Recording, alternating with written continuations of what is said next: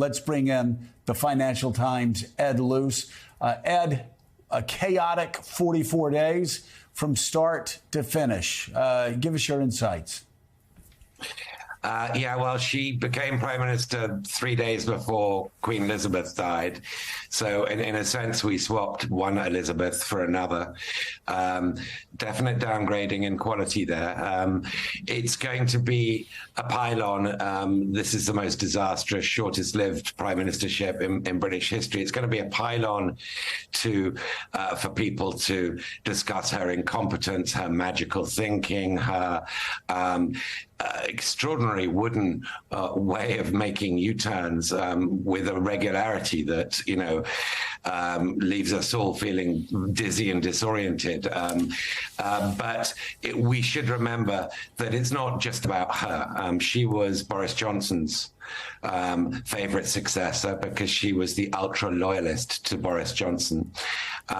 She was not the one who stabbed him in the back. That was her rival in the leadership contest, Rishi Sunak, who might well now be her successor.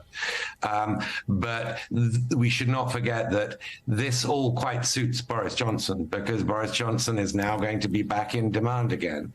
And I think, the source of the problem really in terms of Conservative Party shenanigans is Boris Johnson. So if the cure to the Liz Truss disease is Boris Johnson, it is way worse than the disease. And that's a scenario that I fear.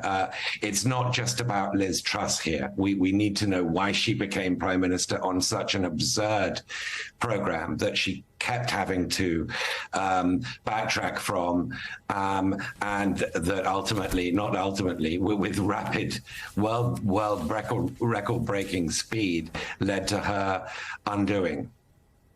I remember when Bill Clinton was putting his budget together in 1993, he was given the unmistakable news that he had to take care of the debt. He had to take care of the deficit, or else the markets would tank, the economy would tank.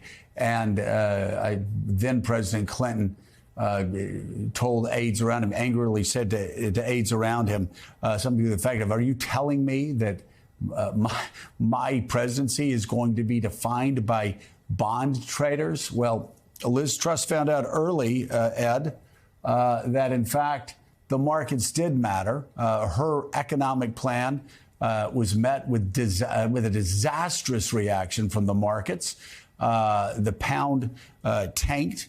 And all this in a country that, as Katty Kay said earlier, has 10% on 10% inflation, over 10% inflation.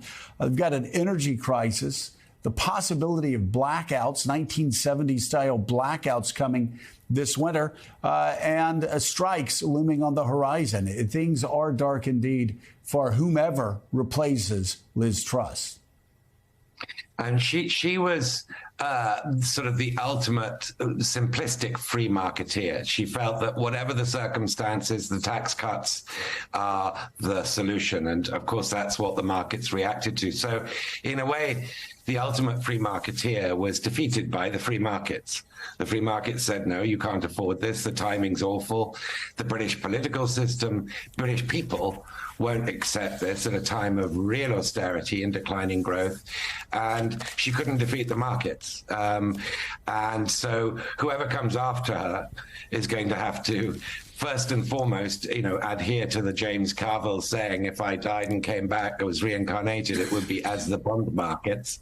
The bond markets hold them in hand over Britain's situation. But, if you judge Britain as a balance sheet, as an economy, as a society, it's actually, it looks fine. These are all unforced errors.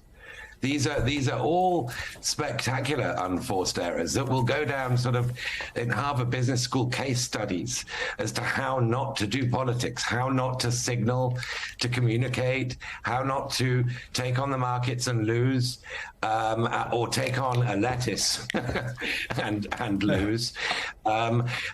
It's an extraordinary catalogue of own goals, of unforced errors. I guess, the larger question here is, how did British politics and society get into a situation where this is the kind of leadership we have? And it's a very important question. It goes to the heart of what is populism about, what causes it. And I don't pretend to have all the answers, but I know that some of them are contained in this very sorry 44-day prime ministership.